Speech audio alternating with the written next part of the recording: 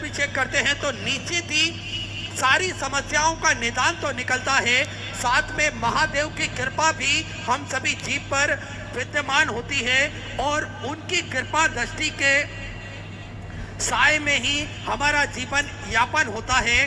देखिए, इस संसार में अगर कुछ भी हम सभी के साथ में घटित होता है तो केवल और केवल मेरे महादेव की कृपा और उनकी मर्जी के से ही होता है, क्योंकि हम सभी को पूज्य गुरुदेव बड़ा ही सुंदर बताते हैं, तेरी कृपा बिना ना हिले एक भी अणु, लेते हैं श्वास तेरी कृपा से तनु तनु।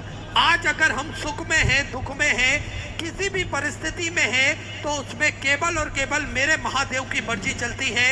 उनकी मर्जी के बिगैर एक पत्ता भी नहीं हिल सकता। तो निरंतर मेरे महादेव को हम सभी याद करते रहें, उनका गुणन अनुवाद करते रहें और उनके साय में ही अपना जीवन हम सभी यापन करें और निरंतर महादेव को भजते हुए हम सभी अपने सारे कार्य करें। और देखिए, हम सभी को एक बात हमेशा जान लेना चाहिए, महादेव की भक्ति जो होती है वह कोई भी महादेव की भक्ति में जुड़ सकता है, लीन हो सकता है।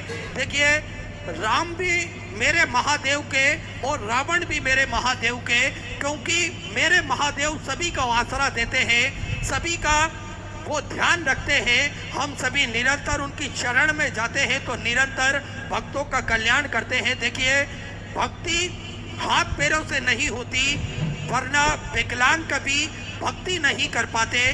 भक्ति ना ही आंखों से होती है, वरना कभी सूरदास जी कभी भक्ति नहीं कर पाते, ना ही भक्ति बोलने या सुनने से होती है, वरना गूंगे और बहरे कभी भक्ति नहीं कर पाते, ना ही भक्ति धन और ताकत से होती है, वरना गरीब और कमजोर कभी भक्ति नहीं कर पाते। भक्ति केवल एक भाव होता है, जो एक एहसास के रूप में भक्ति हमारे हृदय में प्रवेश करती है, जो हमारे विचारों से होते हुए हमारे अंदर परमात्मा के प्रति इतना प्रेम जागृत कर देती है, जो हमें सीधे भगवान से जोड़ती है और रिश्ते में वो बदल जाती है।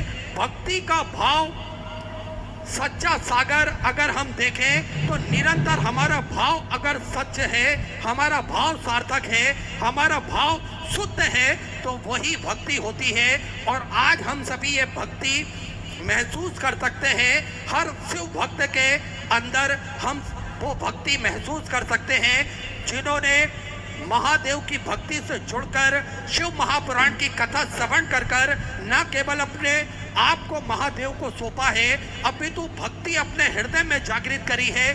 सच्चा भाव हम सभी के हृदय में जागृत केवल और केवल शिव महापुराण की कथा से ही जागृत हुआ है। आज लाखों की संख्या में भक्त कथा अमृत का लाभ लेते हैं और अपने जीवन को कृतार्थ करते हैं, आनंद में करते हैं। देखिए, ये कथा तो ऑनलाइन कुबेर भंडारी की पावन धरा पर चल रही है, लेकिन अगर हम शिव महापुराण की कथा के बारे में बात करें तो भारत के किसी भी कोने में अगर शिव महापुराण की कथा होती है तो हम सभी को भक्ति देखने को मिलती है, हम सभी को भक्तों का भाव देखने को मिलता है। सैकड़ों किलोमीटर दूर से पैदल चलने को भक्त तैयार रहते हैं, कड़ी धूप में बैठकर कथा श्रवण करने को भक्त तैयार होते हैं, बारिश में वो भक्त सैकड़ों किलोमीटर पैदल चलकर कथा स्थल पर पहुंचकर कथा श्रवण करने को बैठने को तैयार होते हैं। तो यही भक्ति का सागर हम सभी को शिव महापुराण की कथा में निरंतर देखने को मिलता है, जो भाव सभी भक्तों के हृदय में जागृत होते हैं, सेवा का भाव सभी भक्तों के हृदय में जागृत होता है। आज हम सभी देखते हैं कहीं पर भी कथा होती है, जितने भक्त कथा श्रवण करने आते हैं वो तो सब ठीक है, लेकिन उससे कई गुना ज्यादा भक्त सेवा करने के लिए भी भक्तों की आते हैं। और हम सभी देखते हैं किस प्रकार से भक्त सेवा निरंतर करते हैं और भक्त वितरण करने वाले लोगों के घर में रुद्राक्ष हो, सभी सनातन धर्म के मानने वाले लोगों के गले में रुद्राक्ष हो और यह रुद्राक्ष का जल भोलेनाथ पर चढ़ाकर और भोलेनाथ का जल स्वतः ही ग्रहण कर पीकर वे स्वतः ही इस रुद्राक्ष के महत्व को समझ सके, रुद्राक्ष के महत्व को जान सके, इसकी महिमा को पहचान सके। इसलिए प्रतिदिन सुचारू रूप से रुद्राक्ष वितरण किए जाते हैं, जिसका किसी भी प्रकार का कोई शुल्क नहीं लिया जाता है। रुद्राक्ष सुबह 10 बजे से शाम को 5 बजे तक निःशुल्क रूप से वितरण किए जाते हैं। साथ में रुद्राक्ष ना ही कोरियर किए जाते हैं और ना ही किसी के हाथ से किसी के द्वारा भेजे जाते हैं। स्वतः ही आपको कुबेर भंडारी की पावन धरा पर आना पड़ेगा और लाइन में लगकर ये रुद्राक्ष बड़े ही आराम से आप प्राप्त कर सकते हैं, ग्रहण कर सकते हैं और इसकी महिमा को स्वतः ही आप पहचान सकते हैं, जान सकते हैं। तो सुंदर ऐसे सेवा के प्रकल्प चलते हैं, आप भी इन प्रकल्प से जुड़ सकते हैं, कंधे से कंधा मिलाकर चल सकते हैं, कदम से कदम मिलाकर चल सकते हैं और अपना महत्वपूर्ण सहयोग आप श्री विठल सेवा समिति को समर्पित कर सकते हैं। देखिए, एक विशेष सूचना जो आप सभी को बीच में दी जाती है, रुद्राक्ष ना ही ऑनलाइन भेजे जाते हैं और ना ही किसी के हाथ से भेजे जाते हैं। आपके साथ में कोई बोले कि ये कुबेर भंडारी का रुद्राक्ष है तो आप इससे सतर्क हो जाएं, आप उनके बहकावे में ना आए और किसी भी प्रकार का आप कोई शुल्क रुद्राक्ष का उनको अर्पण ना करें, इस बात का ध्यान रखें। और इसी बीच में पूज्य गुरुदेव का शुभ मंगल आगमन हो चुका है। सुंदर गुरु वंदना के साथ में आज कथा के दूसरे दिवस पे हम सभी प्रवेश करेंगे। जय जय श्री राधे, हर हर महादेव, श्री शिवाय नमस्तुभ्यं। गुरु ब्रह्मा गुरुर्विष्णु गुरुर्देवो महेश्वरा गुरुर् साक्षात् परब्रह्म तस्मै श्री गुरुवे नमः। गुरु जी की कुटिया को मैंने फूलों से सजाया है, गुरु जी की कुटिया को मैंने फूलों से सजाया है।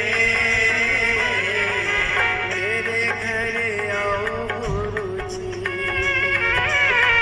ओ मेरे घर आओ गुरु जी, मैंने आपको बुलाया है। मेरे घर आओ गुरु जी, मैंने आपको बुलाया है।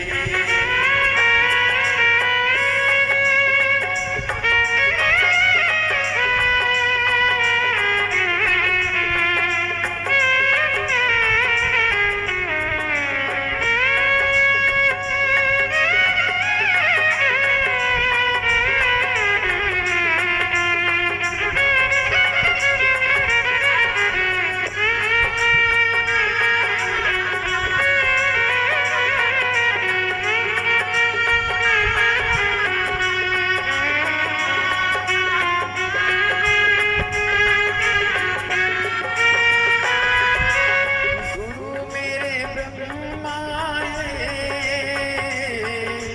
गुरु मेरे विष्णु है।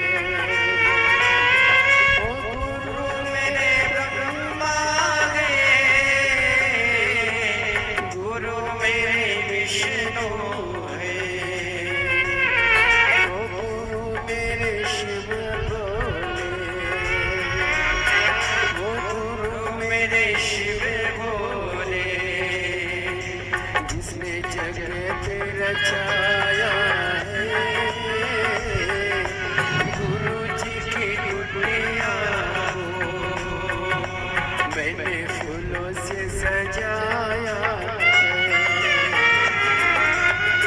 बोली परम गुरुदेव की जय। जय जय श्री राधे। सभी भक्तों को हर हर महादेव, सदा जय श्री कृष्णा। श्री शिवाय नमस्तुभ्यम।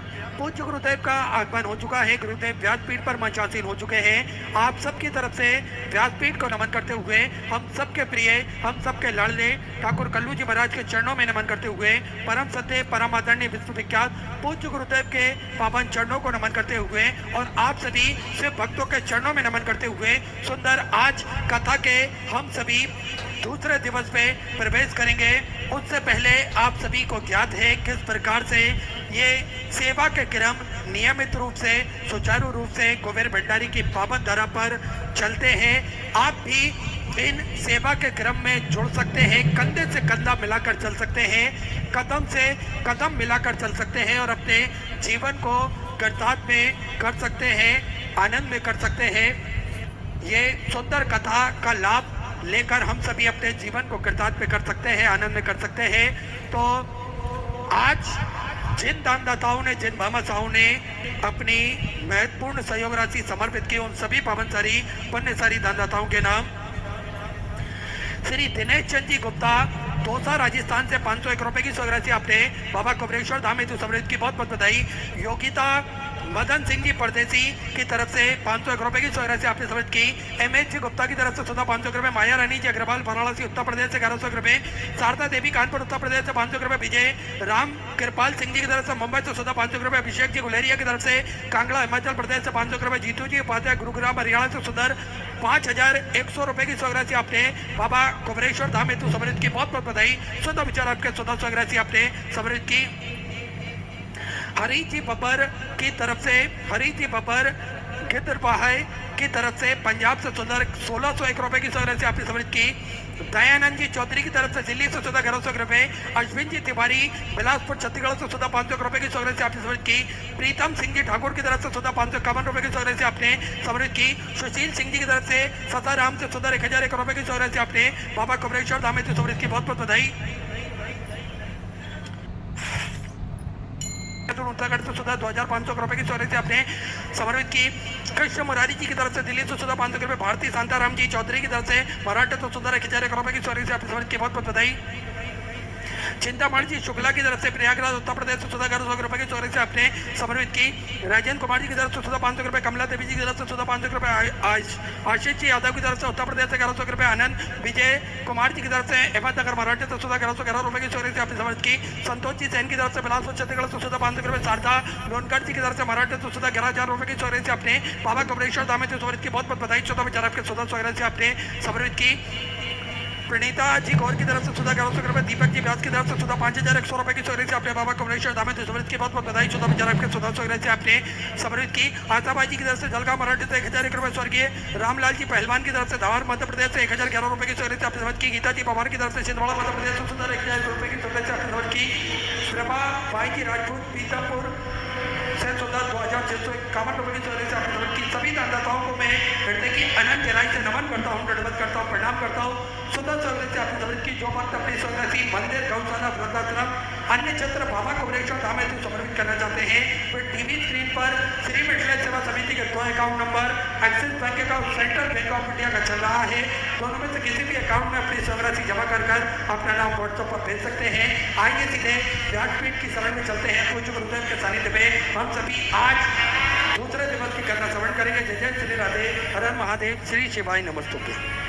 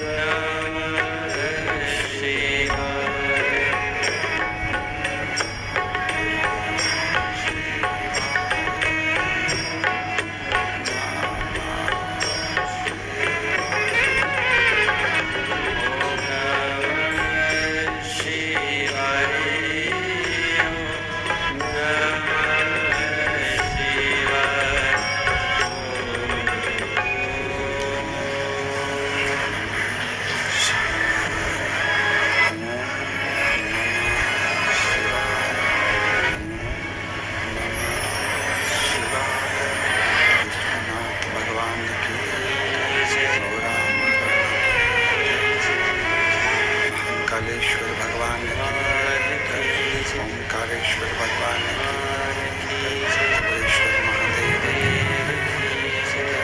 हर हर महादेव, हर हर महादेव, हर हर महादेव।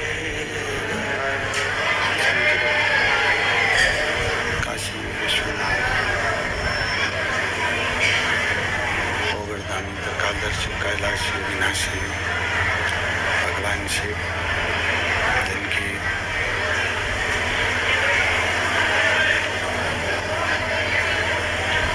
पुनीत पावन पवित्र शिव महापुराण की कथा, भगवान शिव की अनुपम कृपा से, करुणा से, उनकी उदारता से श्रवण करने का सौभाग्य बाबा देवादिदेव महादेव की कृपा से, उनकी करुणा से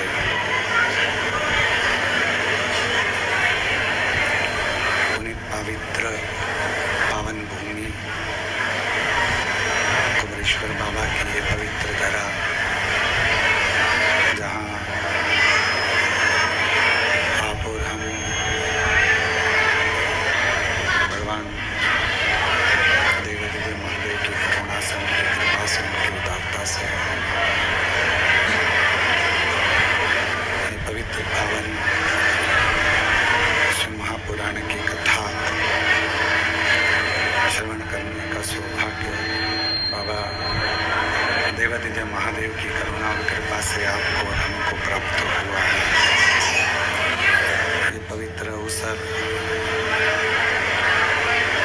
जिस समय पर भगवान शिव, गोवर्धनी शिव, त्रिकालदर्शी, कैलाशी, विनाशी भगवान शंकर संपूर्ण जीवों का कल्याण करते हैं, उद्धार करते हैं, करुणा करते हैं, दया करते हैं, ऐसे भगवान देवादिदेव महादेव, भगवान शिव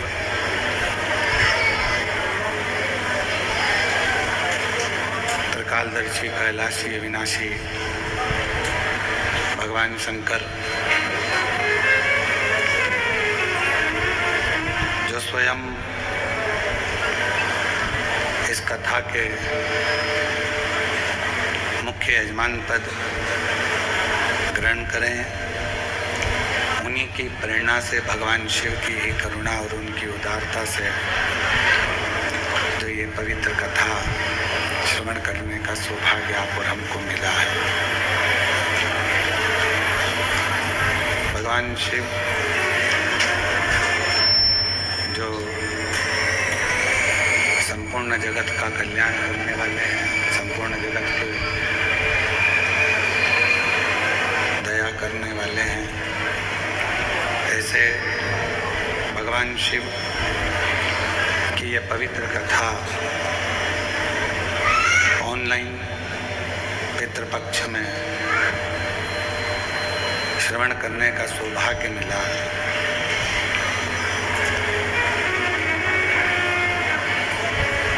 शिव की एक अविरल भक्ति,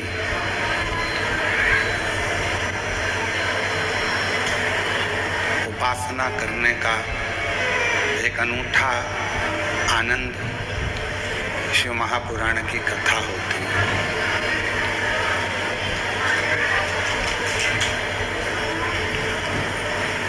जब हम भगवान शंकर की अविरल कथा में भगवान शिव की पवित्र कथा का लाभ लेने के लिए जब वहाँ पर हम पहुँचते हैं और भगवान शिव की अब कथा श्रवण करने के लिए बैठते हैं, केवल शिव की कथा ही नहीं सुनते, बल्कि भगवान देवादिदेव महादेव को अपने हृदय में, अपनी श्वासों में, अपनी रोमावली में उनको बिठाते हैं।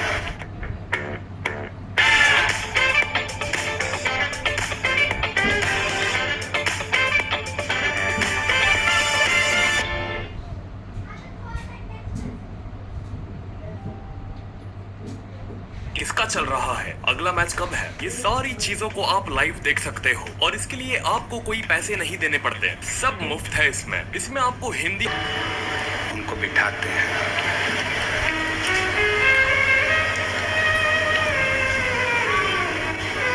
शिव महापुराण की कथा का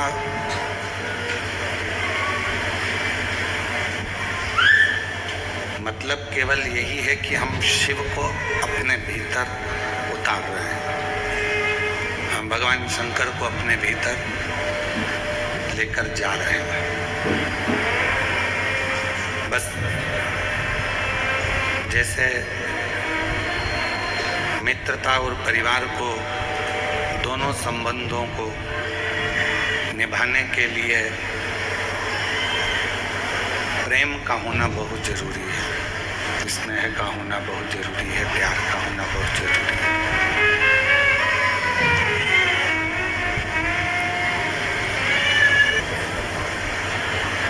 मित्रता हो चाहे परिवार हो, प्रेम से ज्यादा स्वार्थ उन रिश्तों में आ गया है।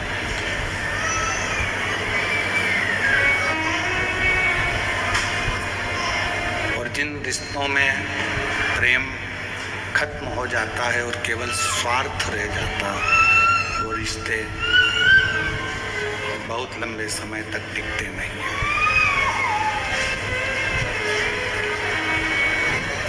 फिर इन रिश्तों की कोई मूलता, उन रिश्तों का कोई मतलब नहीं रहता।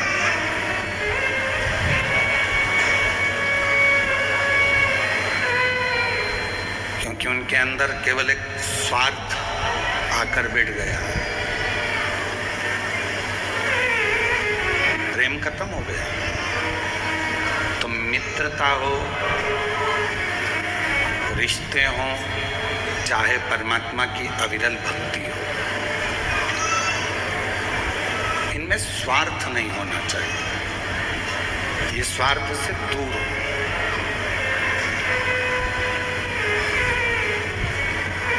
जब हम स्वार्थ को त्याग कर, स्वार्थ को दूर हटाकर फिर भगवान की भक्ति करते हैं या मित्रता करते हैं या परिवार से रिश्ता संबंध रखते हैं, तो फिर वो रिश्ते बहुत टिकते हैं, वो भक्ति बहुत टिकती है, वो भगवान का भजन बहुत टिकता है।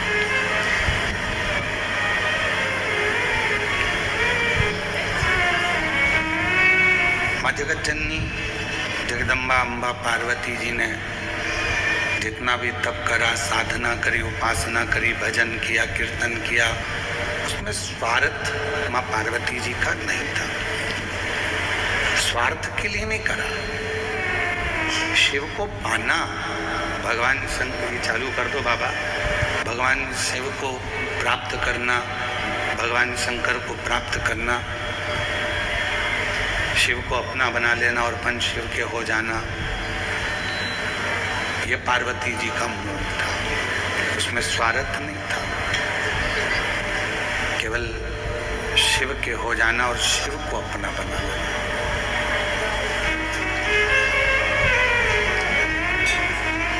आज रिश्ते क्यों खत्म हो रहे हैं? क्योंकि इसमें प्रेम खत्म हो गया, स्वार्थ रह गया।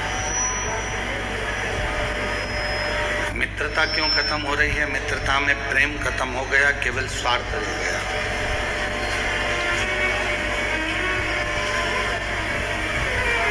भक्ति कहाँ जाकर खत्म हो जाती है कि व्यक्ति का स्वार्थ पूर्ण नहीं हो पाता। हमने भगवान से ये मांगा और भगवान ने हमको नहीं दिया तो हम मंदिर जाना छोड़ देते। हमने भगवान से बहुत सारी लिस्ट बनाकर तैयार रखी और भगवान के सामने रख दी कि मेरा ये काम है, और भगवान यदि पूरा ना करे तो फिर हम भगवान का भजन करना छोड़ देते, स्मरण करना छोड़ देते।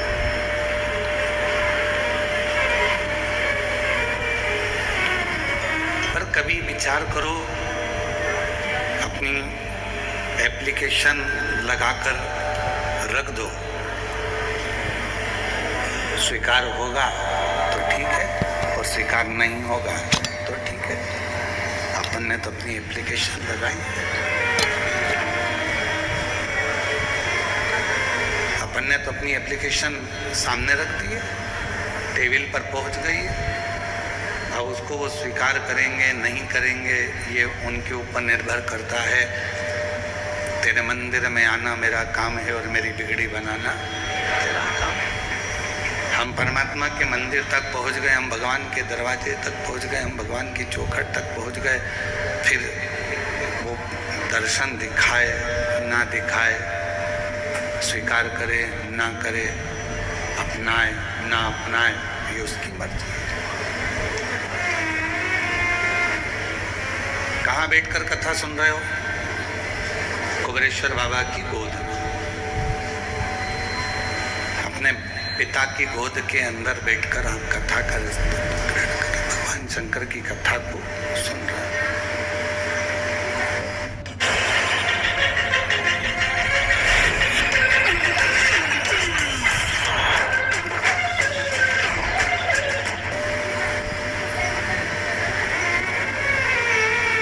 पिता की गोद में बैठकर, भगवान शंकर की गोद में बैठकर जब हम कथा का लाभ ले रहे हैं, पिता की गोद में बैठकर जब हम कथा को श्रवण कर रहे हैं, बच्चा सबसे ज्यादा सेफ, बच्चा सबसे ज्यादा अपने आप को सेफ, सुरक्षित कहाँ महसूस करता है? एक अपनी माता की गोद में और एक अपने पिता की गोद में बच्चा अपने आप को सेफ, सुरक्षित महसूस करता है।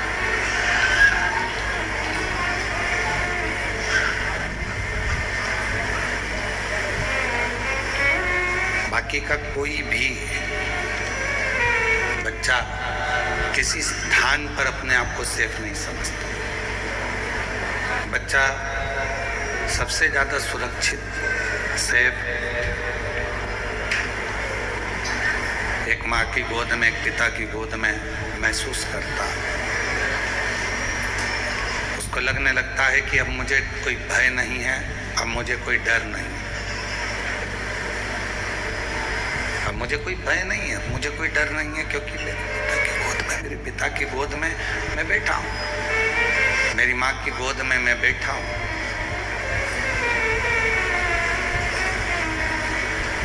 अब मुझे कोई टेंशन नहीं है, अब मुझे कोई चिंता नहीं है, अब मुझे कोई परेशानी नहीं है। तब